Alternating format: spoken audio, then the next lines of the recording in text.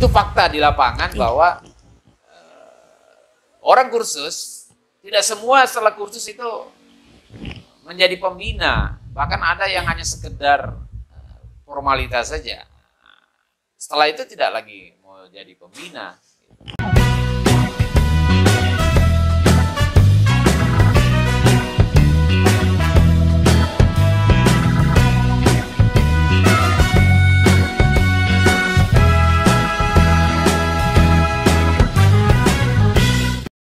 Ketemu lagi di Logika Podcast. Malam hari ini kita akan berbincang-bincang mengenai dunia pendidikan kepramukaan. Hari ini hari spesial atau edisi spesial dalam rangka peringatan Hari Badan PAWL yang jatuh pada tanggal 22 Februari 2022.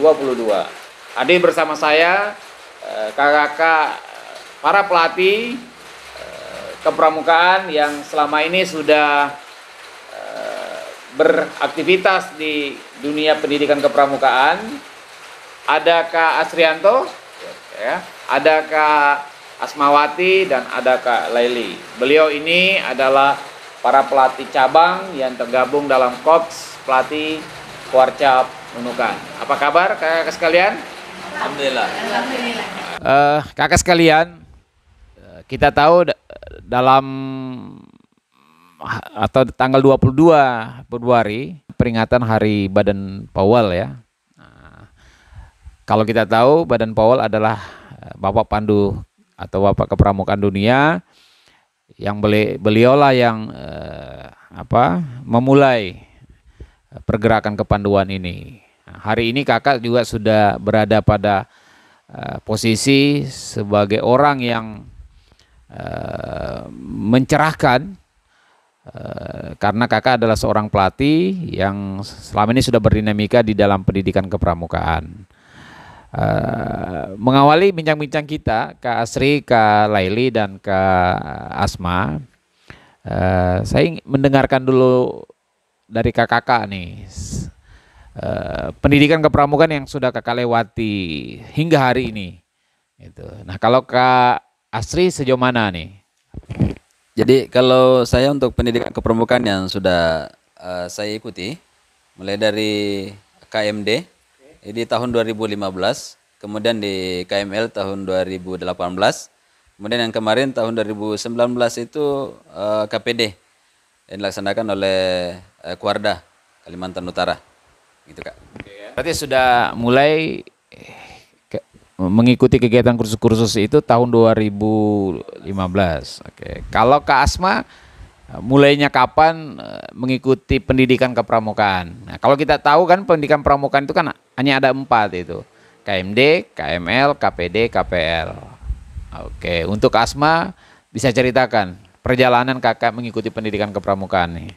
Baik, terima kasih Kak. Sebelumnya saya terima kasih sekali lagi sudah diundang ya di studio ini untuk bersama dengan kakak-kakak pelatih bincang-bincang terkait dengan kepramukaan yang tentunya yang menginspirasi kita semua itu adalah Bapak Pandu Dunia, Bapak Badan PAWL.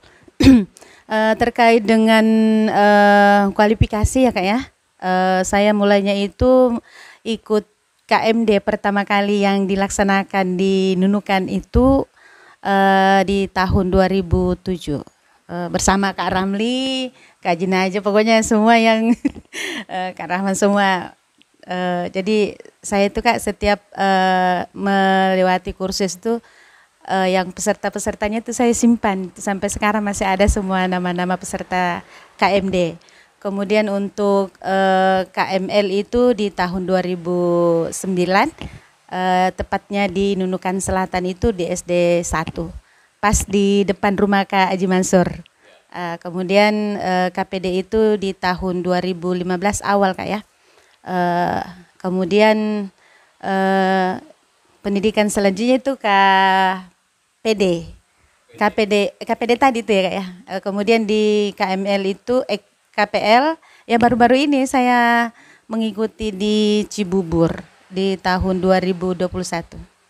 Untuk Kak Laili, nah ini juga sudah berproses di pendidikan kepramukaan. Berikan informasi Kak kepada kita nih. Kalau saya mungkin termasuk baru ya dibanding Kak Hasmah, sudah dari 2007 gitu ya. Kalau saya mulai kalau saya mulai ikut KMD itu 2014. Kemudian 2018 saya ikut KML. Kemudian atas rekomendasi pada saat itu di pertengahan tahun, jadi selesai masa KML saya Narakarya, lanjut KPD yang diselenggarakan oleh Kuartir Nasional pada saat itu yang dilaksanakan di Tanjung Selor. Ya. Asri, kakak kan sudah berproses di kursus dengan menggunakan pola segmental, Ya, ya Kak. kan? Nah, yang kakak rasa kesulitan apa yang paling terasa gitu di dalam berproses di pola segmental ini? Ya. Jadi kalau masalah segmental, bagi saya pribadi, Ya. menurut pengalaman saya rasa untuk kesulitannya tidak terlalu ini karena saya juga sebagai peserta pada saat KML sudah mengikuti Oh, sudah itu, mengikuti ya? Ya, ikuti ya. KML itu kan segmental. Nah, sekarang saya jadi pelatih, saya mau menyampaikan materi itu dengan pola itu. Akhirnya saya rasa itu tidak terlalu berat. Yang jadi persoalan ketika pelatih itu tidak mampu membuat perencanaan, rencana melatih tidak tersusun dengan baik, tidak direncanakan dengan baik, maka nanti hasilnya juga tidak akan maksimal. Oleh karena itu untuk perlunya menyusunan rencana melatih, karena bisa jadi metode yang disusun di rencana melatih itu akan berubah pada saat kita langsung waktunya menyampaikan materi itu. Kesulitan apa yang dirasakan kalau saat kakak berproses di pola segmental? Iya, terima kasih Kak. Jadi kesulitan dalam sebuah kursus pasti ada Kak ya. Banyak atau sedikit pasti ada. Jadi yang sudah saya lewati ya karena memang dulu ya segmental ini kan sesuatu yang luar biasa menurut saya. Pengaruhnya pun sangat luar biasa dan dampaknya bagi peserta yang kita hadapi juga sangat luar biasa. Dibanding dengan dulu dengan menggunakan metode ceramah yang menotong gitu kan sesuatu yang membosankan gitu. Dan menurut saya Kak, kesulitan yang saya dapati di segmental ini pertama adalah waktu. Kalau dulu pemateri biasanya nanti jamnya baru datang. Sementara di segmental ini Kak, boleh dikata 24 jam. Karena kenapa saya sampaikan bahwa ini banyak menyita waktu bagi kita karena ini pendampingan Kak, terkait dengan pendampingan yang istilahnya ada peldam. Jadi peserta itu memang betul-betul kita dampingi, apapun kesulitannya kita mencoba untuk memberikan yang terbaik lah gitu. Kemudian yang kedua Kak, kesulitannya itu pada saat mungkin saya tambahkan ini ya, pada saat mau finish nih ceritanya nih, mau finish nih Kak. Kita kan tentunya peserta-peserta sudah diinput nilainya oleh para peldam setiap malam. Mungkin ada peserta 1 atau 2 orang itu yang mungkin tidak akan memenuhi standar kelulusannya itu. Nah, kesulitannya itu membijaki dari kondisi nilai yang didapat oleh peserta ini, baik di pretest, post-test, kemudian proses mulai dari keterampilan, mulai dari nilai kesehariannya itu Kak ya. Jadi kadang-kadang kita kesulitannya itu sangat berat untuk misalnya mau meluluskan peserta itu. Tentunya dengan berbagai macam pertimbangan dan kita akan mencari tahu. Jadi para pelatih terutama Lapinsus ini Kak ya, mencari tahu dari beberapa pelatih, kemudian mungkin dari teman dari yang kita dampingi bisa memberikan informasi apa sih yang menyebabkan misalnya peserta itu mengalami sesuatu yang nilainya terutama itu Kak. Jadi Kesulitan yang terasa itu apa? Ya, mungkin kalau di awal tentunya terkait hubungan antar materi gitu Kak. Karena kalau di segmental itu lebih difokuskan pada keterkaitan antara satu materi dengan materi yang lain sehingga penyampaian materi itu secara runtut gitu. Karena pengalaman saya pada saat ikut KMD dengan KML itu berbeda. Pada saat ikut KMD itu materinya loncat-loncat nih. Gitu. Sehingga kita susah nih memahami karena tidak runtut. Ibaratnya kalau kita mau lari, ya tiba-tiba lari, enggak latihan dulu jalan, enggak latihan dulu merangkak. Tetapi ketika pola segmental, kita mau tidak mau harus berproses nih. Prosesnya ini yang harus kita betul-betul pahami sehingga tidak salah di dalam kita menyusun skenario. Adapun ketika misalkan sudah jadi skenario, ketika dalam prosesnya terkadang kita perlu modifikasi gitu. Perlu kita menyiapkan cara-cara baru, metode-metode baru karena adanya metode yang sebelumnya mungkin boleh jadi adanya hambatan dan lain sebagainya seperti itu. Jadi memang pengalaman juga dibutuhkan untuk ya? itu ya. Setuju Kak kalau saya mengatakan begini, pola segmental ini senjata utamanya adalah metode. Setuju Kak? Setuju. Artinya saya menyikapi dari apa yang kita diskusikan. Tapi metode itu penting ya. Kakak sekalian, ada hal untuk kita coba sikapi di akhir perbincangan kita. Kalau ada yang bertanya begini, ngapain kita menyelenggarakan kursus? Toh juga nanti setelah selesai kursus, yang mengikuti kursus itu banyak yang tidak aktif. Nah, kalau menurut kakak nih, bagaimana cara menyikapinya itu? Artinya kalau dari 40 orang ini, kita ada sebagian orang pesimis. Karena pengalaman yang terjadi, berapa orang yang ikut kursus itu kembali ke gugus depannya, boleh jadi 90% tidak aktif. Bahkan untuk aktif di kepramukaan saja, ya kurang semangat begitu. Nah, pembina Gudep terutama nih, yang kakak-kakak nih, yang sudah merasakan. Apalagi kakak sudah berproses menjadi pelatih di pendidikan kepramukaan itu cukup lama, itu kan cukup punya jam terbang lah. Nah, kalau ada pikiran-pikiran begitu, menurut kakak itu sebaiknya bagaimana? Karena jujur saja, dari sekian orang itu yang ikut kursus, kalau ada 1 atau 2 yang aktif di kepramukaan berproses itu sudah termasuk baik gitu. Nah, dari kacamata kakak nih sekarang, kalau ada hal seperti itu atau kondisi seperti itu terjadi, dan itu terjadi memang kan. Nah, dari kacamata kakak tuh sebenarnya seperti apa tuh? Kalau menurut saya Kak, Ya. karena saya lahir dari seorang petani ya, orang tua saya petani. Ketika seorang petani itu berpikiran bahwa semua benih yang dia tanam itu akan tumbuh, maka dia akan punya optimisme. Tapi ketika dia kemudian berpikiran bahwa oh nanti benih yang saya tanam itu tidak bakalan tumbuh gitu, maka petani itu akan berhenti untuk menanam gitu. Nah begitu juga dengan kita gitu. Kita sebagai pelatih tentunya harus punya optimisme seperti halnya optimisme seorang petani gitu ya. Yang ketika dia menanam benih walaupun tidak tumbuh pasti ada yang tumbuh gitu. Dan yang tumbuh inilah insya Allah akan bermanfaat untuk orang lain. Gitu. Itu fakta di lapangan bahwa orang kursus tidak semua setelah kursus itu menjadi pembina. Bahkan ada yang hanya sekedar formalitas saja. Setelah itu tidak lagi mau jadi pembina.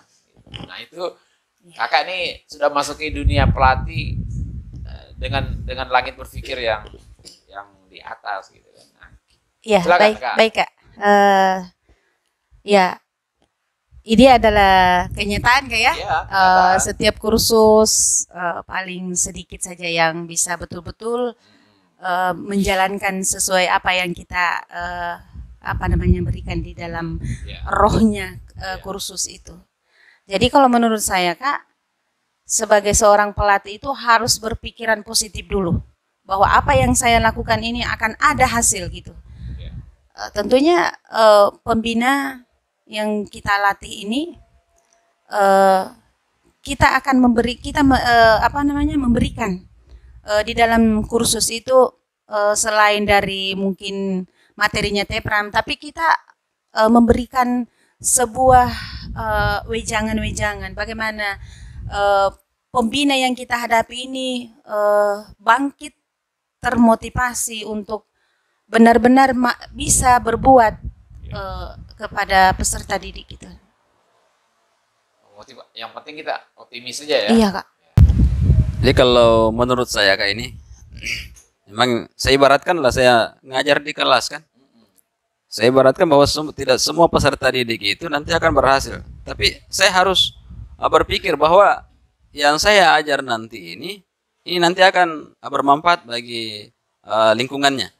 Walaupun nanti tidak jadi presiden, tidak jadi polisi, yang jelasnya bahwa ilmu yang saya berikan mereka dapat gunakan. Sama dengan ketika kita melatih di kursus, walaupun tidak semuanya nanti terlibat, tapi paling tidak ilmu yang kita berikan ke mereka dapat dimanfaatkan dalam kehidupan mereka.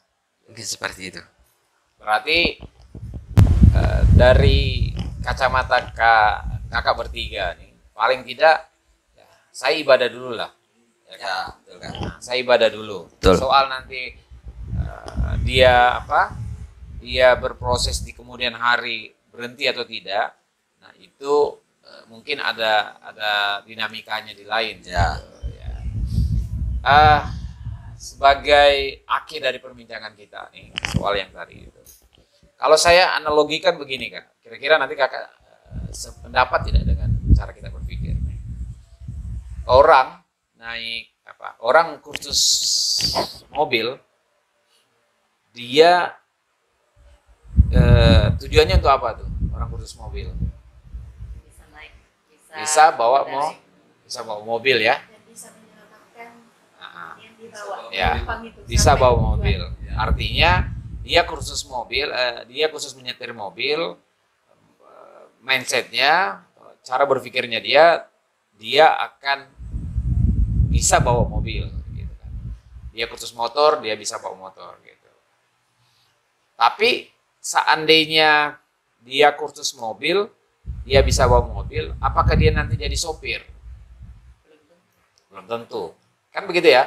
Belum tentu. Apakah dia harus punya mobil? Belum tentu. Terus apakah dia sehari-harinya harus pakai mobil? Tidak juga. Berarti orang kursus mobil itu kalau dia orientasinya mau kursus mobil, berarti itu ada sisi lain. Ya kan kayak gitu. Nah, kalau kita lihat tadi itu orang kursus mobil dia jadi belum tentu jadi sopir. Gitu kan. Dia belum tentu punya mobil, tapi dia mau kursus mobil. Saya coba hubungkan ini Kak dari apa yang kita perbincangkan bahwa ternyata kalau kita mengambil analogi itu seorang yang mengikuti kursus kepramukaan menjadi pembina ikut KMD, KML, KPD, KPL. Kalau kita analogiin seperti seperti orang yang kursus mobil belum tentu jadi sopir. Nah, begitu juga dengan orang dewasa yang ikut kursus komputer. Belum tentu dia jadi pembina. Gitu. Sama dengan orang sekolah fakultas pendidikan. Setelah dia lulus jadi mendapat gelar sarjana pendidikan, belum tentu jadi guru. Mungkin ada jadi pengusaha dan sebagainya, kan begitu. Berarti bukan tugas kita untuk mengaktifkan dia menjadi pembina. Nah, tugas kita memberikan dia ilmu. Sepakat tidak itu kira-kira? Sepakat ya? Nah, ya, berarti poin kita hari ini kakak sekalian bahwa pendidikan kepramukaan itu khususnya orang dewasa, tugas pelatih itu adalah memberikan ilmu. Pada saat sudah menyampaikan ilmu, mereka menjadi pembina atau tidak, itu ada dinamikanya di tempat lain. Kita jangan merasa bersalah soal itu. Sepakat gak ya? Oke. Saya rasa itu perbincangan kita pada malam hari ini. Terima kasih kepada kakak-kakak pelatih yang hebat-hebat ini. Semoga perbincangan kita ini memberikan wawasan berpikir kepada kita semua yang mendengarkan, menyaksikan podcast kita hari ini. Demikian perbincangan kita pada malam hari ini dalam rangka Hari Badan Powell 2022. Terima kasih, kita ketemu lagi di lain kesempatan. Utarakan dalam kata, nyatakan dalam bahasa. Salam logika. Salam pramuka. Salam.